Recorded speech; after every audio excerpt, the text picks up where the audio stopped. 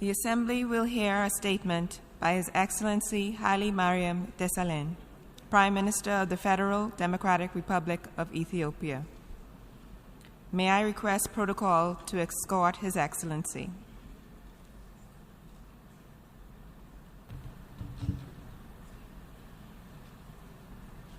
I have great pleasure in welcoming the Prime Minister of the Federal Democratic Republic of Ethiopia, His Excellency Hailemariam Desalegn.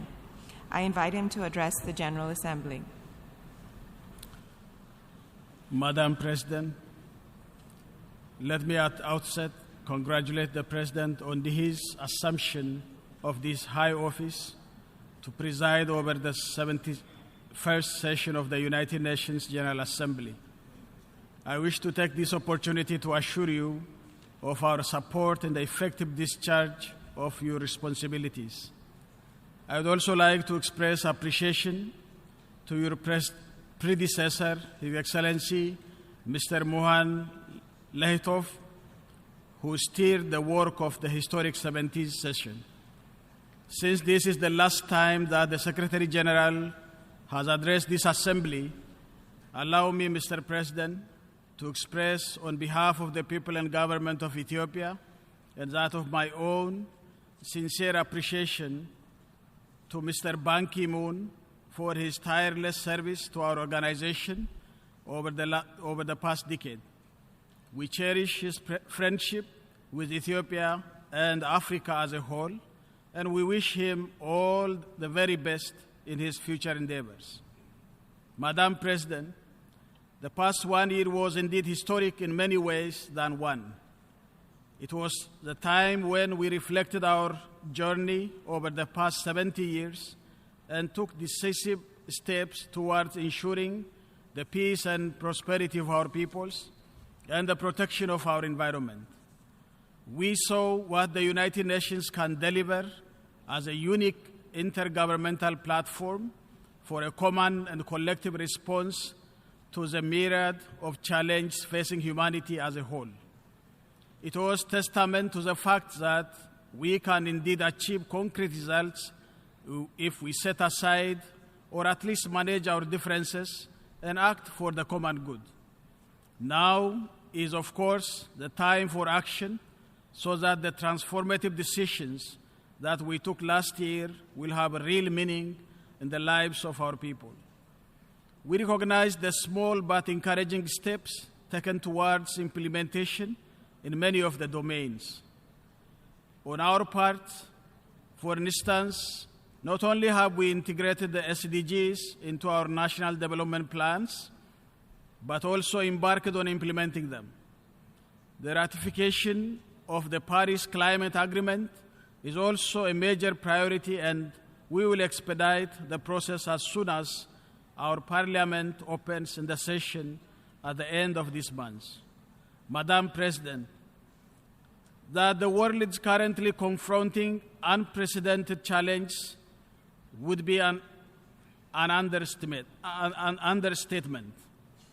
This has no doubt enormous implications for the implementation of the ambitious and transformative agendas that we have set out last year. International peace and stability is facing greater risks with the rise of geopolitical tensions and the growing threats posed by all shades of terrorist groups and other transnational criminal networks. The world economy has not yet come out of its crisis mood, and increasing inequality is creating a lot of frustration, paving the way for the resurgence of populism. As much as the social media is offering a digital platform to improve exchange of information and enhance popular participation, its attendant negative impacts cannot simply be ignored. In fact, we are seeing how misinformation could easily go viral via social media and mislead many people, especially the youth who are our future. Social media has certainly empowered populists and other extremists to exploit people's genuine concern and spread their message of hate and bigotry without any inhibition. We would be the first to admit that countries need to own their problems.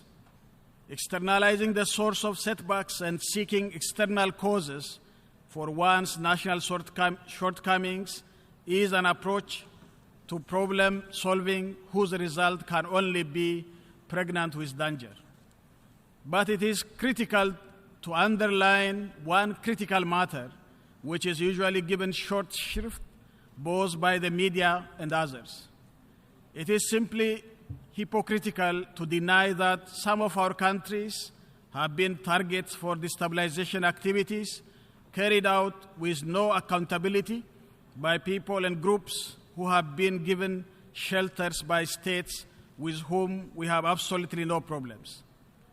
The abuse of the opportunities created by the social media and other media outlets financed by friendly governments has become so blatant that it is downright foolish to deny that this has no implications for the respect of the human rights of our people and that it does not undermine our capacity to ensure that a high standard is maintained by us in this regard.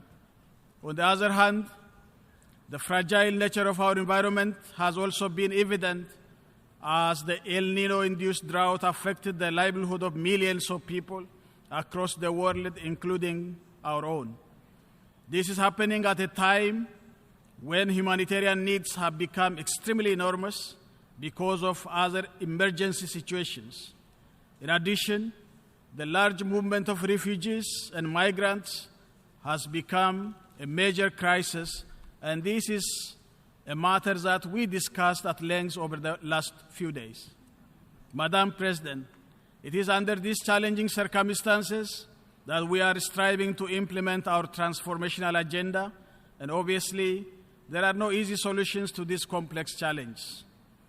The situation is much more pronounced, especially for least developed countries like us, which are making every possible effort to make a dent on poverty.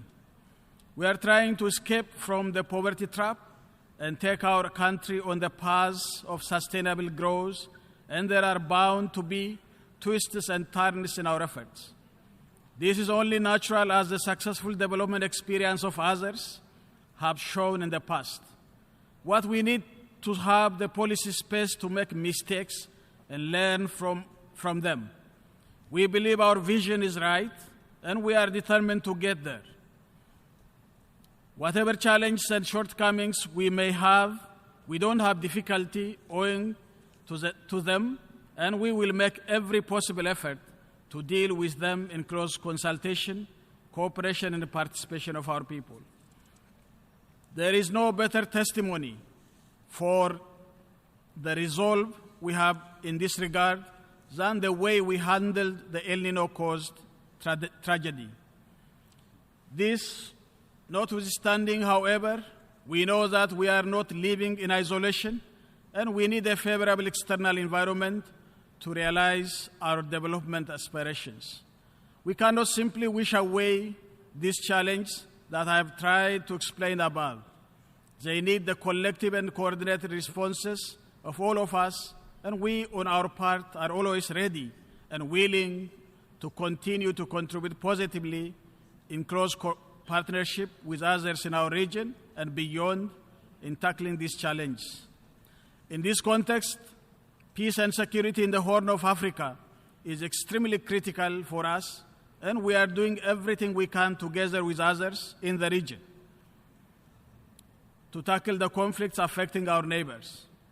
In this regard, we have been exerting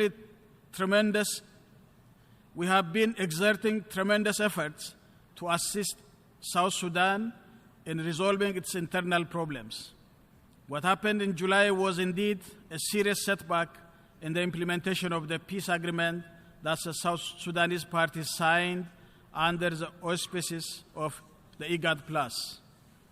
We in the IGAD region met on a number of occasions at various levels to address this issue and made concrete proposals on the way forward, which was subsequently supported by the African Union and the United Nations.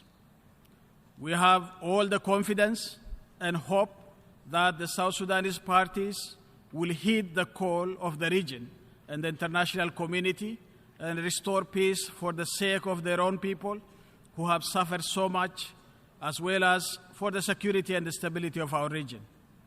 In addition, we have also been exerting efforts to fight terrorism and pacify Somalia. In spite of so many challenges that still persist, Somalia has indeed come a long way. The symbolic significance of the IGAD Extraordinary Summit held in Mogadishu recently cannot be overemphasized. Who would have thought that this would be possible only a few years ago, but Somalia has defied the odds. We hope that a smooth conduct of the election in the coming months will consolidate the gains made in recent years and lay the foundation for a peaceful and stable Somalia. We in the region are ready to support and accompany this process together with the African Union, the United Nations, and other international partners.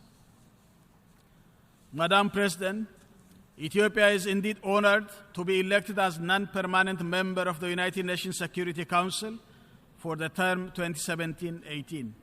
Let me take this opportunity to express our profound appreciation to all the members of the United Nations for their support and confidence.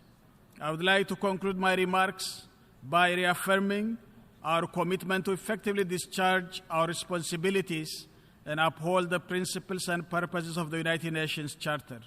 I thank you for your kind attention.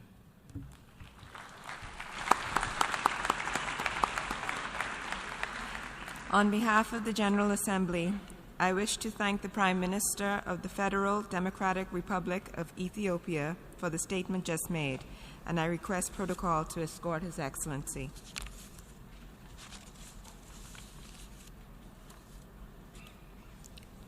The Assembly will hear a statement